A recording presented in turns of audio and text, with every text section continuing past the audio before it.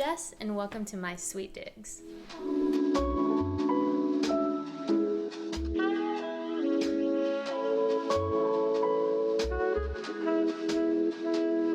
Okay, so I've obviously been watching way too much Refinery 29. Can a girl romanticize her life a little bit in these times? So if you guys are new here, my name is Jess, and I am currently living at home with my parents, my brother, my niece, our dog, my cat, and currently at the moment, also my grandma. So it is a full house, but that is the beauty of living at home. I've been living here for about 2 or 3 months now. I finally feel a little more settled in, a little more comfortable, and so I felt like it was the perfect time to bring you guys into my room, show you guys around. Without further ado, let's go ahead and get into the tour. Okay, so when you first walk into my room, this is pretty much the overview.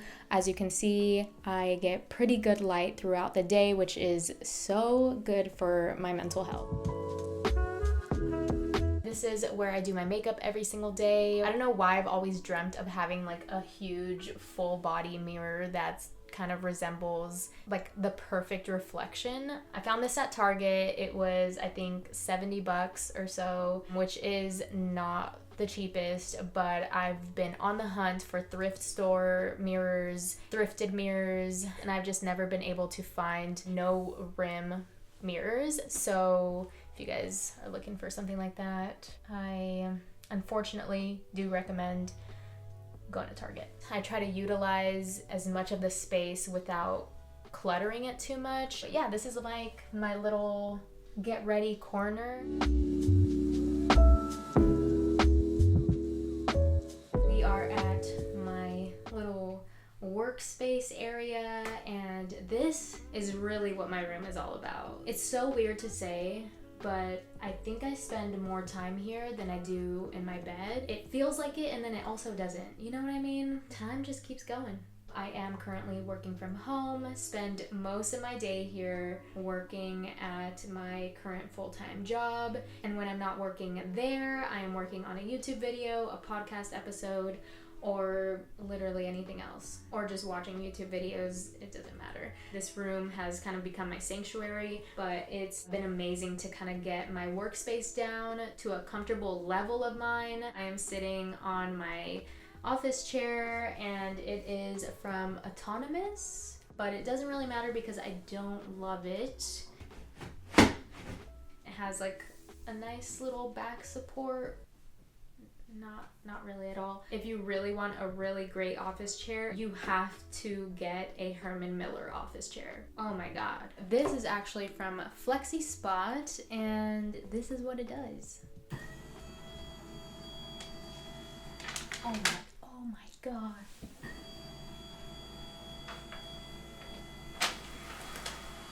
My 2021 New Year's resolutions. Why do I have them there?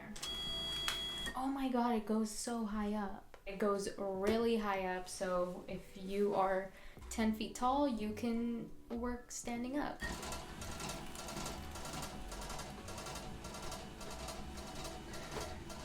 This has been by far my favorite standing desk. Also, I don't know if you guys recognize some artwork, but I also have this amazing painting from my good friend Alejandro. He's an amazing painter, artist, person. Let's move on to the next little area. The move back home and all the downsizing, all the clutter, honestly just not knowing where I was going in life, I decided to get some plastic containers. I was investing in these really expensive pieces that I was just moving around because I didn't know where I wanted to live for a little bit, and I still honestly don't, but you gotta get things that work for you temporarily, especially if you have a hard time deciding on things. The vision board that I created for 2021, which I had never done for a year prior, although I don't really analyze it every single day, some of these things have naturally happened, and I just feel like it's a really good manifestation technique.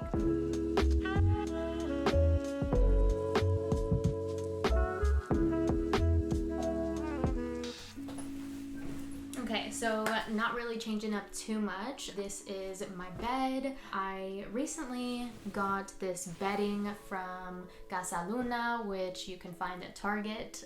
So nothing like luxurious or hard to find.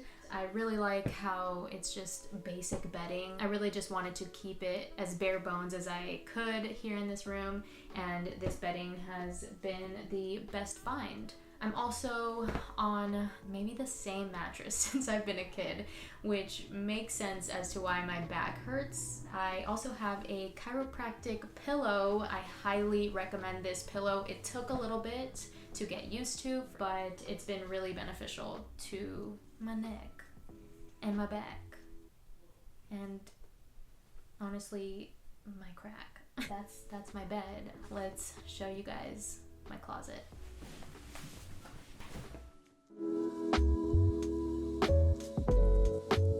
This is my closet behind here. I found this whiteboard wallpaper that you can really just stick anywhere. So I decided to get some of that and place it on both of my closet doors. I really just love writing down my thoughts, and I like seeing them. You can see I have a few ideas that I'm working on, possibly some upcoming videos.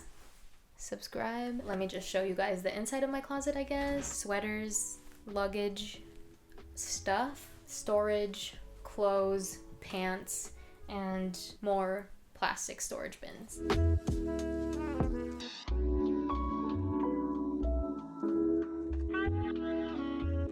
This is the last wall of my room. I've tried for a while to go without a TV, but then I realized what a sucker I am for reality TV. I mean, I'm even watching The Bachelor nowadays, so, you know, life's just all backwards. This white chest of drawers has actually been in my life for a while. I remember when I first bought this, when I first moved back home after living with an ex-boyfriend, and it honestly has held up for years. On top of here, I've really tried to keep it minimal but cute and not cluttered. Also, what you can barely see peeking out over here is my air purifier, and honestly, it's been the best adult investment / decision I've ever made. Wait, is that it? I think that is all of my room.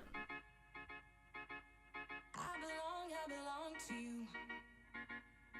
I asked you guys on Instagram if you guys had any questions for me. First question is from Emily Castillo, and she asked, what's something you love about moving back in with your parents? As some of you guys know, I've had quite a journey with living with my parents, not living with my parents, and then moving back in, all this stuff. I get more in depth in the podcast episode that I uploaded a few weeks ago. If you guys want to check that out. I feel like I've done a complete 180 from any other times that I've lived with my parents. Something that I've loved about living with my parents is the amount of time that I get to spend with them, and honestly the conversations and the bonding that I've done with them that I don't think I would have been able to do if I was living anywhere else. Me and my family have a pretty good relationship, but when I wasn't living here, I was talking to them pretty quickly on the phone. I feel like when you live with someone rather than when you're visiting them, you just have different conversations. I have loved being here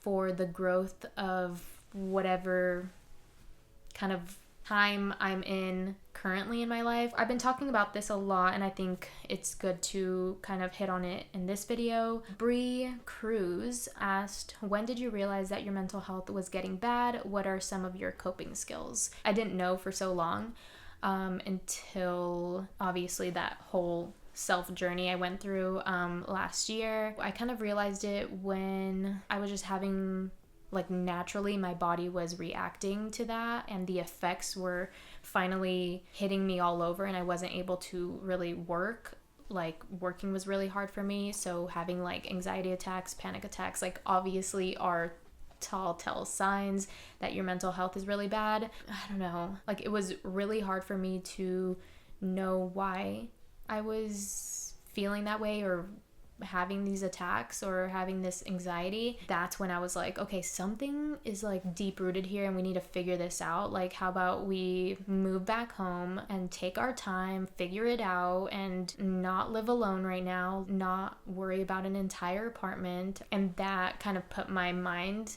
and myself at ease. I know not everybody has the ability to do that. I kind of just realized it when, I think, again, I've talked about this, but the only way to kind of describe it is that I felt like I hit a wall.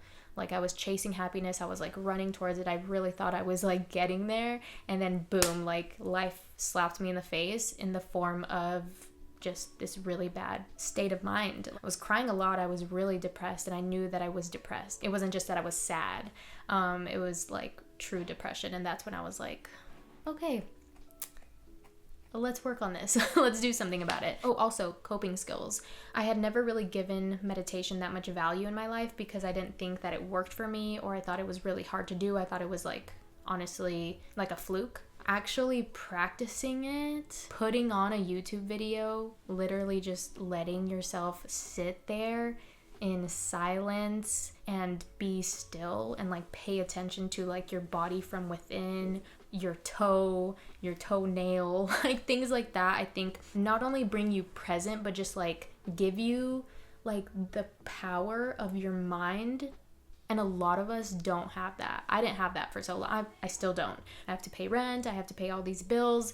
And like that means I have to keep my job, and I feel like quitting my job every single day. Like, what do I do? And it was just like sending me to like a whole nother planet of anxiety. Mama Lisa asked, would you move back to LA? I have definitely considered this a lot since moving out of LA, just because LA, you know, is just, I don't know, it's just LA, you know, really, truly nowhere else is like that place. I don't really know what the future holds for me in living situation or area, because I want to move back to LA, but the whole reason I'm not there now is because it's not really LA right now. With what's going on in the world, I have really found that living with family allows me to constantly see people and not isolate myself too much, while keeping everyone safe and keeping myself safe. And I just feel like if I was in LA, I would be extremely paranoid about including anybody in my bubble,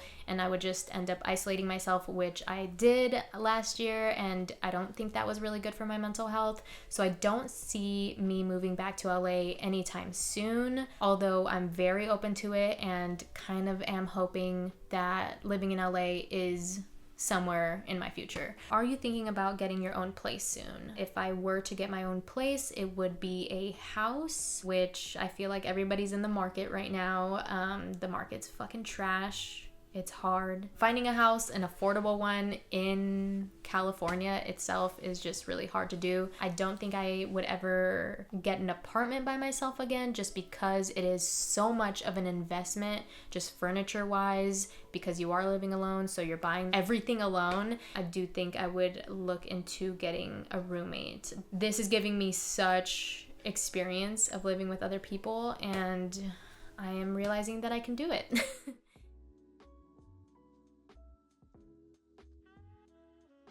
Being here allows me to kind of work on my mental health and work on what I really want to do in my life, which I know isn't going to be figured out, but I'm 25 currently. 25 is a really rough year, just so you know. To kind of sum it up, I honestly feel like I'm exactly where I need to be right now. That is it for the Q&A. I'm gonna answer the rest of the questions in Instagram stories. I'll still have them up. Make sure to follow me on Instagram at @IamJessValadez. Also, if you didn't catch my little Easter egg earlier, I have put out my podcast. It is called Multi-Layered. We are on multiple platforms at the moment. Thank you guys so much for watching. I hope this video was helpful, fun, entertaining, and I'll see you guys in the comments below. I haven't had anyone over, obviously, in these times, so thanks for coming over, and I'll see you guys in the next one. Bye!